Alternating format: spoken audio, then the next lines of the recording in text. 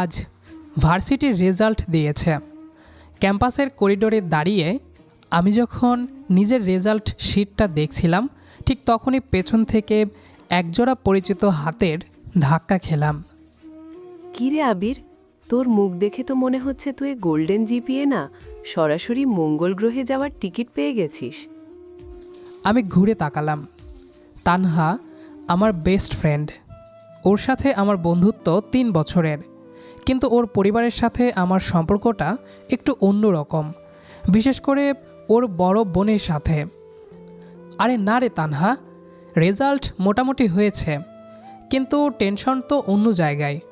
তোদের বাসায় আজ রেজাল্ট নিয়ে গেলে তোর আপু যে কী করবে সেটা ভেবেই হাত পা কাঁপছে। হো হো হো, তার মানে তুই অলরেডি তোর সিনিয়র রাগী বউয়ের ভয়ে শেষ। শোন, মিথিলা আপু এখন ভার্সিটির লেকচারার। ওর মেজাজ এখন আগের চেয়েও 10 গুণ করা। তুই যে ওর কথা অমান্য করে এই সেমেস্টারে একটু ফাঁকি দিয়েছিস, সেটা জানলে তোর কপালে দুঃখ আছে। চুপ কর তো, বউ শব্দটা আসতে বল। কেউ শুনে ফেললে আমার মান সম্মান আর থাকবে না। যদিও আমাদের পারিবারিকভাবে কথা পাকাপাকি হয়ে আছে, কিন্তু ক্যাম্পাসে ওনার যে দাপট, তাতে ওনাকে দেখলেই আমার অটোমেটিক সালাম বেরিয়ে আসে। ঠিক সেই মুহূর্তে করিডোরের একদম শেষ মাথা থেকে একটা গম্ভীর কণ্ঠস্বর ভেসে এলো। হিল জুতার খটখট শব্দটা আমার হৃৎপিণ্ডের স্পন্দনের সাথে পাল্লা দিচ্ছে। তানহা, এখানে দাঁড়িয়ে আড্ডা হচ্ছে? আর আবির, তুমি? তোমার তো এখন লাইব্রেরিতে থাকার কথা ছিল। রেজাল্ট শিটটা দেখি। আমি থতমত খেয়ে রেজাল্ট শিটটা বাড়িয়ে দিলাম। মিথিলা আপু চশমার ওপর দিয়ে একবার আমার দিকে তাকালেন, তারপর রেজাল্ট শিটের দিকে। ওনার চোখের চাহনিতেই আমার অর্ধেক রক্ত শুকিয়ে গেল। সিজিপিএ 3.50। আবির, আমি কি তোমাকে এই রেজাল্ট করার জন্য নোটস তৈরি করে দিয়েছিলাম?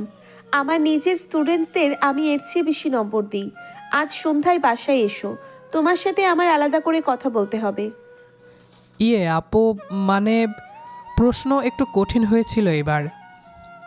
আপু, ভার্সিটিতে আমি তোমার ম্যাম, আর বাড়িতে আমি কে সেটা কি মনে করিয়ে দিতে হবে?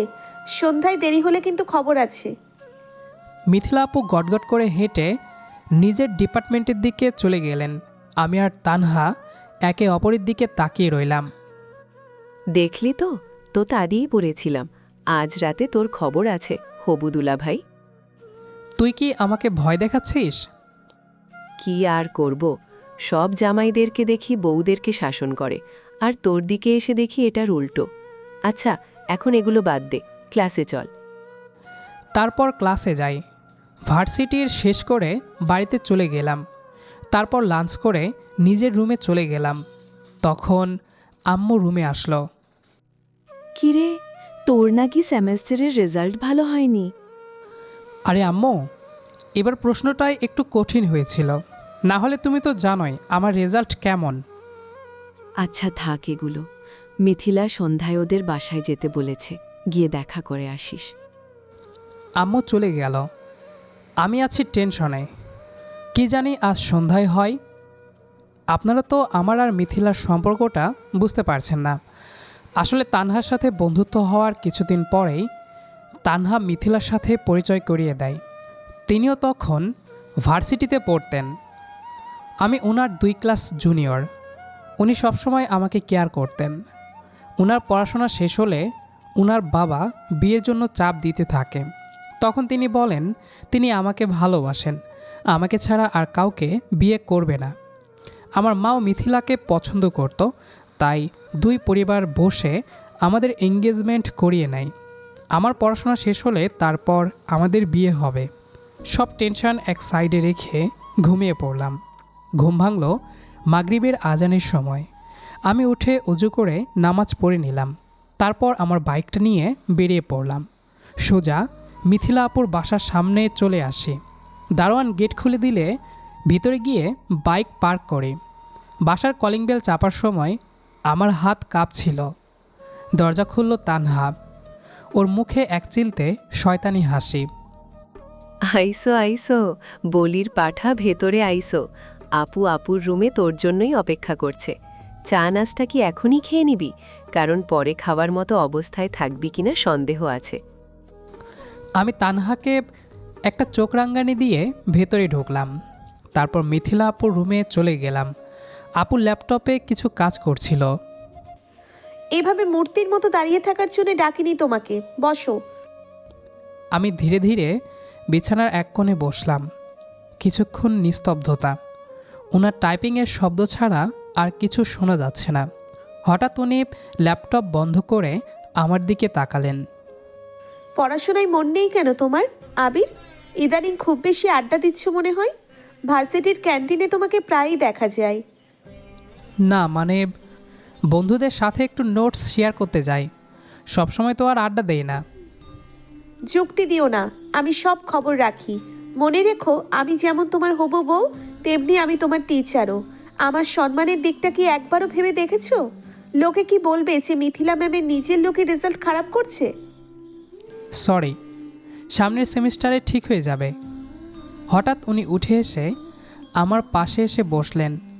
ওনার পারফিউমের কড়া সুবাসটা আমার নাকে ধাক্কা দিল।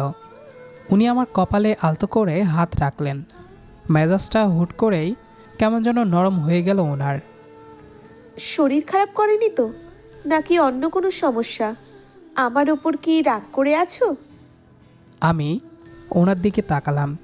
ওনার এই মায়াবী চোখ দুটোর দিকে তাকালে সব রাগ জল হয়ে যায়। রাগ করব কেন? আপনি তো আমার ভালোর জন্যই বলেন, কিন্তু মাঝে মধ্যে এত রাগ করেন যে আমি ঘাবড়ে যাই। তুমি যদি পড়াশোনায় ফাঁকি দাও তবে রাগ তো দেখাবই। শোনো, আমি চাই না বিয়ের পর মানুষ বলুক যে আমি তোমাকে শাসন করতে পারিনি। ওনার কথা শুনে আমি কিছুই বললাম না। আমাকে চুপ দেখে মিথিলা আমাকে তার দিকে ফিরিয়ে আমার দুই গালে হাত রেখে বলে, কি ব্যাপার, তুমি কি আমার উপর রাগ করে আছো? সত্যি করে বলো। না, আমি আবার কেন রাগ করব? এই বলে আমি ওনার হাতগুলো আমার গাল থেকে সরিয়ে দিই।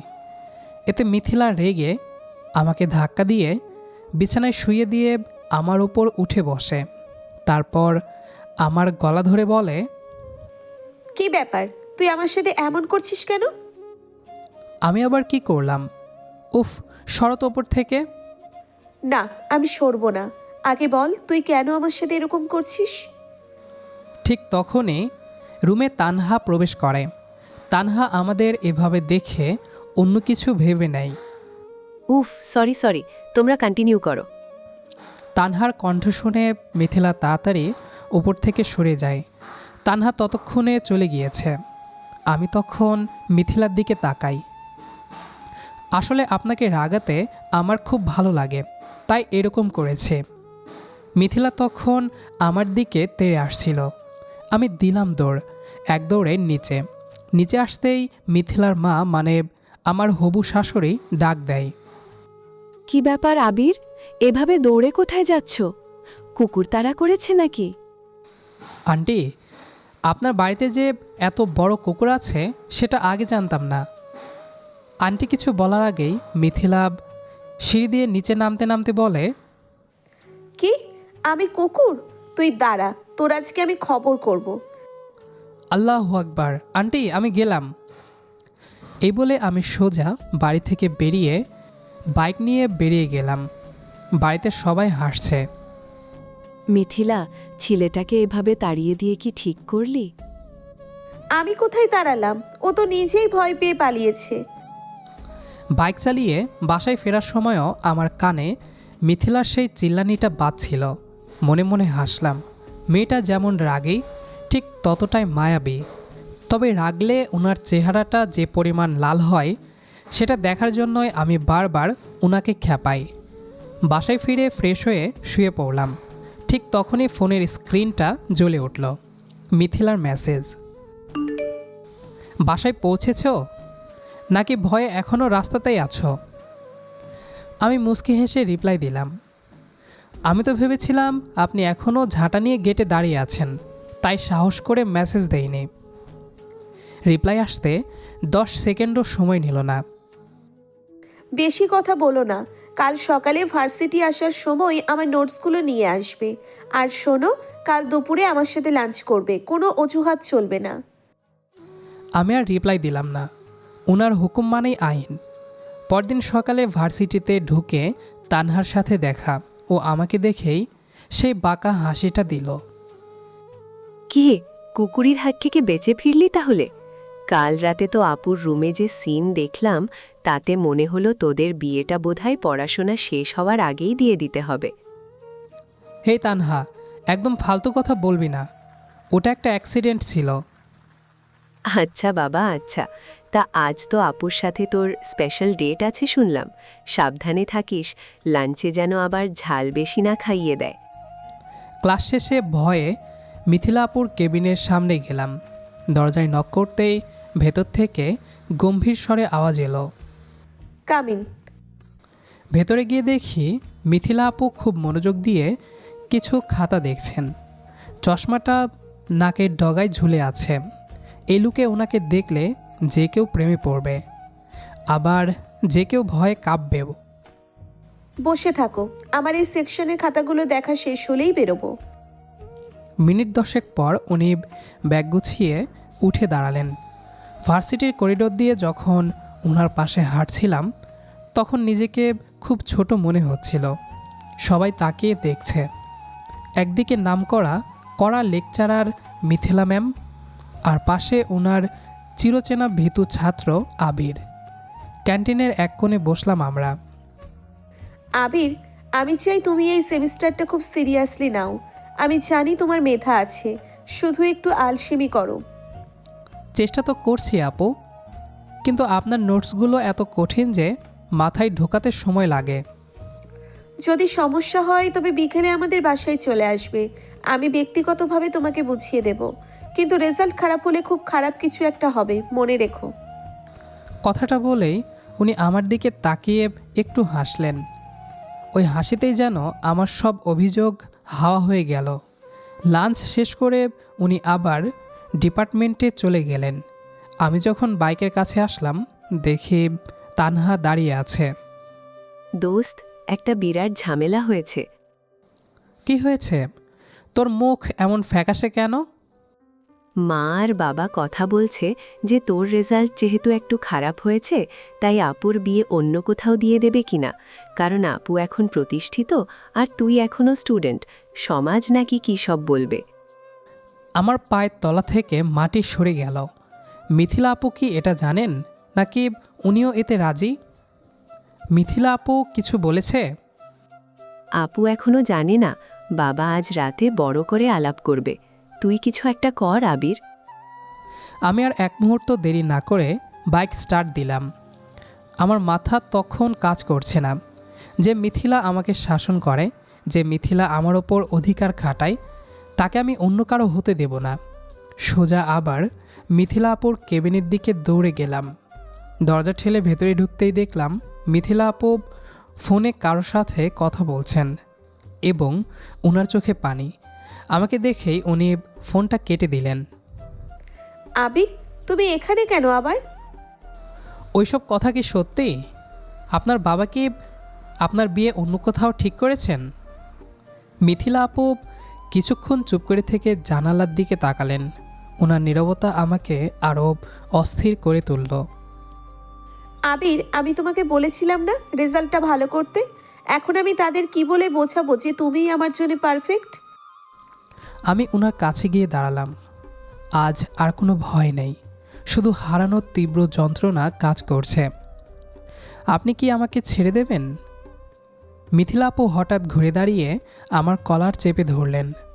ওনার চোখে এখনও জল, কিন্তু কণ্ঠে সেই চিরচেনা তেজ। ছেড়ে দেওয়ার জন্য কি হাতটা ধরেছিলাম? শোনো আবির, তুমি যদি আমার যোগ্য হতে না পারো, তবে আমি তোমাকে টেনে হিঁচড়ে যোগ্য বানাবো। আজ রাতে আমাদের বাসায় আসবে, বাবার সামনে বুক ফুলিয়ে বলবে যে তুমি পারবে, বাকিটা আমি দেখে নেব। আমি ওনার চোখের দিকে তাকিয়ে বুঝলাম এই সিনিয়র রাগী বউটার শাসনের আড়ালে যে ভালোবাসা আছে, তা জয় করার ক্ষমতা পৃথিবীর কারো নেই। সেদিন সন্ধ্যার পর থেকে আমার বুকটা দুরু দুরু কাঁপছিল। মিথিলা আপু বলে দিয়েছেন ওনার বাবার সামনে গিয়ে শক্ত হয়ে দাঁড়াতে, কিন্তু কাজটা যতটা সহজ মনে হচ্ছিল বাস্তবে তার চেয়েও কঠিন। তবে সেদিন রাতে বাসায় ফেরার পর মিথিলা আপুর একটা কল আমার সব ভয় দূর করে দিল। রাত 11:30। মোবাইলে কথোপকথন। হ্যালো।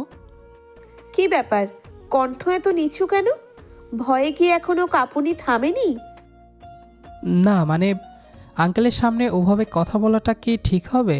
উনি যদি আরও রেগে যান। চুপ করো তো। আমার বাবা রাগী হতে পারেন, কিন্তু অন্যায় কিছু বলেননি। উনি চান ওনার বড় মেয়ের ভবিষ্যৎ যেন অনিশ্চিত না হয়। তুমি যদি ওনাকে ভরসা দিতে না পারো তবে তো সমস্যা হবেই। আর শোনো, তুমি যদি আমার উপর ভরসা রাখো তবে কারো সাধ্য নেই আমাদের আলাদা করার। আমি জানি, কিন্তু আপনি যেভাবে মাঝে মাঝে ম্যাম হয়ে যান তখন আমার নিজেকে বড্ড অসহায় লাগে। ওরে আমার কচি খোকা, ম্যাম হয়ে শাসন করি বলেই তো আজ তুমি এই পর্যন্ত এসেছো। শোনো আবির, তোমার ফাইনাল ইয়ারের রেজাল্ট যদি ভালো হয় তবে আমি নিজে বাবাকে রাজি করাবো।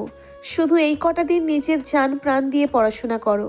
কোনো আড্ডা নয়, কোনো ফাঁকিবাজি নয়, মনে থাকবে? থাকবে। আচ্ছা, একটা কথা জিজ্ঞেস করি। বলো। আপনি কি সত্যি আমাকে ভালোবাসেন নাকি শুধু শাসনই করতে পারেন? ফোনের ওপাশে কিছুক্ষণ নীরবতা, তারপর খুব নরম স্বরে মিথিলা বলল, শাসন তো তাকেই করা চাই যাকে নিজের চেয়েও বেশি আপন ভাবা চাই। উত্তরটা বুঝে নিও। এখন ঘুমাও, কাল সকাল 8টায় লাইব্রেরিতে যেন তোমাকে দেখি। এরপর শুরু হলো আমার জীবনের কঠিনতম সংগ্রাম। মিথিলা যেন আক্ষরিক অর্থেই আমার ছায়া হয়ে থাকলেন। সকালে লাইব্রেরিতে নোটস বুঝিয়ে দেওয়া, দুপুরে ক্যান্টিনে বসে পড়া ধরা, আর রাতে ফোনে সিলেবাস শেষ হয়েছে কি না তার তদারকি করা। মাঝে মাঝে তানহা আমাদের দেখে হাসাহাসি করত। ওরে বাবা, আমাদের হবু দুলাভাই তো দেখি এখন আস্ত একটা বইয়ের পোকা হয়ে গেছে। আপু, তুমি তো ওকে রোবট বানিয়ে ফেললে। রোবট নয় রে, ওকে আমি একজন সফল মানুষ হিসেবে দেখতে চাই। দেখতে দেখতে ফাইনাল ইয়ারের পরীক্ষা চলে এলো। পরীক্ষার ওই কয়েকটা দিন মিথিলা নিজের ডিউটি সামলানোর পাশাপাশি আমার জন্য আলাদা করে টিপস রেডি করে দিতেন। পরীক্ষার হলে যখন ম্যাম হিসেবে উনি গার্ড দিতে আসতেন তখন ওনার চোখের দিকে তাকাতে আমার ভয় হতো, কারণ উনি সবার জন্য যেমন কড়া আমার জন্য ছিলেন আরও দ্বিগুণ কড়া। একবার তো কলম আনতে ভুলে গিয়েছিলাম বলে সবার সামনেই ধমক খেয়েছিলাম। পরীক্ষার্থী হয়ে কলম ছাড়া আসা মানে সৈনিকের যুদ্ধক্ষেত্রে অস্ত্র ছাড়া যাওয়া। যান, পাশের জনের থেকে চেয়ে নিন। অবশেষে পরীক্ষা শেষ হলো। রেজাল্ট বেরোনোর দিন আমি আর মিথিলা পাশাপাশি দাঁড়িয়েছিলাম নোটিশ বোর্ডের সামনে। আমার হার্টবিট তখন 2000 স্পিডে চলছে। আবির, কি কি হয়েছে? 3-এর নিচে নেমে গেছে? মিথিলা হুট করে সবার সামনে আমার হাতটা শক্ত করে ধরলেন। ওনার চোখে আজ আনন্দাশ্রু। 3.85। তুমি করে দেখিয়েছো আবির। তুমি গোল্ড মেডেলিস্ট হতে পারোনি ঠিকই, কিন্তু তুমি আমার বিশ্বাসটা রাখতে পেরেছো। পরীক্ষা শেষ হওয়ার পর থেকেই মিথিলা যেন বদলে গেলেন। আগে যে ছিল কড়া টিচার, এখন সে যেন ছটফটে এক কিশোরী। ওনার আর ধৈর্য ধরছে না। প্রতিদিন বিকেলে আমাকে ফোন করে এটা ওটা কেনাকাটার কথা বলেন। একদিন দেখা করতে গেলে উনি হুট করেই বলে বসলেন, আবির, তোমার কি আর চাকরি খোঁজার দরকার আছে? চলো, কালই আমরা বিয়েটা করে ফেলি। আরে বলেন কি, বিয়ে তো আর ছেলে খেলা না। আঙ্কেল আন্টি তো আছেন, আর আমি এখনও তো সেটেলড হইনি। আমি আর কতদিন অপেক্ষা করব? তোমার রেজাল্ট ভালো হয়েছে, এখন তুমি একটা ভালো জয়েনিং পাবে আমি জানি। বাবাও রাজি হয়ে গেছেন তোমার রেজাল্ট দেখে। আর আমার বয়স তো বাড়ছে, লোকে তো বলবে সিনিয়র বউ। সিনিয়র বউ তো আগেই হয়ে বসে আছেন, এখন শুধু স্ট্যাম্পে সই বাকি। মিথিলা তখন আমার হাত ধরে। অনেক শাসন করেছি তোমাকে, অনেক কড়া কথা বলেছি, কিন্তু সবটাই ছিল যেন তোমাকে আমার পাশে আজীবন মাথা উঁচু করে রাখতে পারি তার জন্য। আমি আর দেরি করতে চাই না আবির। এ মাসের শেষেই আমাদের বিয়ে, কোনো কথা শুনবো না। মিথিলার চোখের ওই তীব্র আকুতি দেখে আমি বুঝতে পারলাম একজন নারী যখন শাসনের আড়ালে ভালোবাসা লুকায়, সেই ভালোবাসা সমুদ্রের চেয়েও গভীর হয়। আমাদের বিয়ের কেনাকাটা শুরু হয়ে গেল। তানহা তো সারাদিন শপিং মলে পড়ে থাকে, আর মিথিলা, উনি এখন আর ম্যাম নন, উনি এখন আমার সেই সিনিয়র রাগী বউ হওয়ার জন্য পুরোপুরি প্রস্তুত। বাসায় গিয়ে আম্মুকে দেখলাম নতুন শাড়ি বের করে রাখছেন। আমাদের বাড়িটাও উৎসবের আমেজে সেজেছে। আজ যেন সব টেনশন শেষ হয়ে এক নতুন জীবনের শুরু। চারিদিকে আলোকসজ্জা, গেটের সামনে ফুলের সাজ আর সানাইয়ের সুর। আজ আমাদের বিয়ে। ইসলামিক শরিয়া অনুযায়ী সব নিয়ম মেনেই বিয়ের আয়োজন করা হয়েছে। আমার পরনে সাদা পাঞ্জাবি আর মাথায় রুমাল, আর মিথিলার নাকি লাল বেনারসিতে আজ সাক্ষাৎ পড়ি। কবুল বলার সময় আমার কণ্ঠটা একটু কেঁপে উঠেছিল। 3 বার আলহামদুলিল্লাহ কবুল বলার পর যখন সই করলাম, তখন মনে হলো আমার জীবনের সবচেয়ে বড় সার্টিফিকেটটা আজ হাতে পেলাম। বিয়ের আসরে তানহার দুষ্টুমি থামানোর সাধ্য কারণেই। ও তো আগে থেকেই আমার বেস্ট ফ্রেন্ড, এখন আবার সম্পর্কে শালিকা। কি দুলা ভাই, সই তো করলেন, এখন গেট ধরার টাকাটা বের করেন। আর মনে রাখবেন, আজ থেকে কিন্তু আপুর ডাবল শাসন শুরু। এখন থেকে শুধু রেজাল্ট নয়, বাজারের হিসাবও দিতে হবে। তোর আপু তো আমাকে আগে থেকে শাসন করে অভ্যস্ত। আর টাকা, তুই তো আমার পকেট নয়, কলিজা কেটে নেওয়ার ধান্দায় আছিস। কলিজা তো আপু আগেই নিয়ে নিয়েছে, এখন শুধু নগদ টাকা দিন, তবেই বাসর ঘরের চাবি পাবেন। অনেক দর কষাকষির পর তানহাকে খুশি করে বিদায় করলাম, কিন্তু মনে মনে একটা ভয় কাজ করছিল। বাড়ির ড্রয়িং রুমে বসে যখন আড্ডা হচ্ছিল, তখনও বড়দের সামনে মিথিলা ঘুমটা টেনে চুপচাপ বসেছিল। ওনার সেই গম্ভীর ম্যাম আবদারটা যেন আবার ফিরে এসেছে। ভাবলাম, বাসর ঘরে কি আবার লেকচার শুনতে হবে নাকি? রাত 12টা। বাসর ঘরটা গোলাপ আর রজনীগন্ধার ঘ্রাণে মোমো করছে। আমি রুমে ঢুকে দরজাটা আস্তে করে বন্ধ করলাম। দেখলাম মিথিলা বিছানায় বসে আছে। লাল ওড়নায় ঘুমটাই ওনাকে অপার্থিব সুন্দর লাগছে। আমি ধীর পায়ে গিয়ে ওনার পাশে বসলাম। কিছুক্ষণ কেউ কোনো কথা বলছে না। সেই নিস্তব্ধতা ভাঙলাম আমি। আপনি কি এখনও আমার ওপর কোনো কারণে রেগে আছেন? না, মানে আজ তো আর পড়াশোনার কোনো চাপ নেই।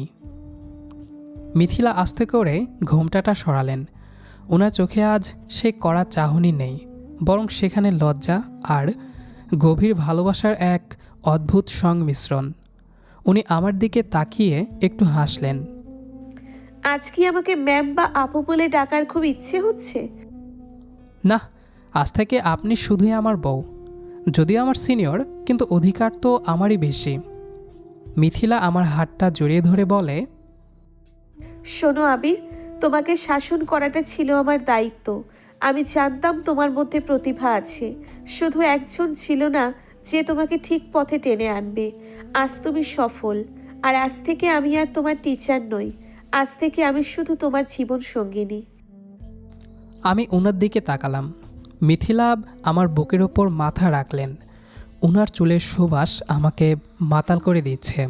হঠাৎ মিথিলা মুখ তুলে দুষ্টুমির স্বরে বললেন, আচ্ছা আবির, বিয়ের আগে যে আমাকে কুকুর বলে দৌড় দিয়েছিলে, সেটার বিচার কিন্তু এখনো হয়নি। ও, তার মানে প্রতিশোধ নেবেন? অবশ্যই, তবে ওটা ছিল রাগী মিথিলার বিচার, আর এটা হলো তোমার বউয়ের বিচার। কথাটা বলেই মিথিলা আমার গলা জড়িয়ে ধরলেন। ওনার ঠোঁটের কোণে সেই পরিচিত মায়াবী হাসি। আমি ওনাকে আরও নিবিড়ভাবে কাছে টেনে নিলাম। বাইরে জ্যোৎস্না রাত, আর ভেতরে আমার সেই সিনিয়র রাগী বউ এখন ভালোবাসার এক কোমল প্রতিমা। আমি কথা দিচ্ছি, সারা জীবন আপনার এই মিষ্টি শাসন মেনে চলব। আর আমিও কথা দিচ্ছি, এই অবাধ্য ছাত্রটাকে ভালোবাসায় আগলে রাখবো আজীবন। আমাদের 4 চোখ এক হলো। রুমের বাতিটা নিভিয়ে দিতেই চাঁদের আলোটা জানালা দিয়ে এসে আমাদের উপর পড়ল। এক সুন্দর পরিণতির মধ্যে দিয়ে শুরু হলো আমাদের নতুন পথ চলা। তো দর্শক বন্ধুরা, আমরা গল্পটির শেষ প্রান্তে চলে এসেছি। আমাদের আজকের গল্পটি আপনার কাছে কেমন লেগেছে সেটা অবশ্যই কমেন্ট করে জানাবেন। দেখা হবে আবারও নতুন কোনো গল্প নিয়ে। সে পর্যন্ত আমাদের সাথেই থাকবেন। আর আমাদের আজকের গল্পটি যারা শেষ পর্যন্ত শুনেছেন তাদের সবাইকে অসংখ্য ধন্যবাদ।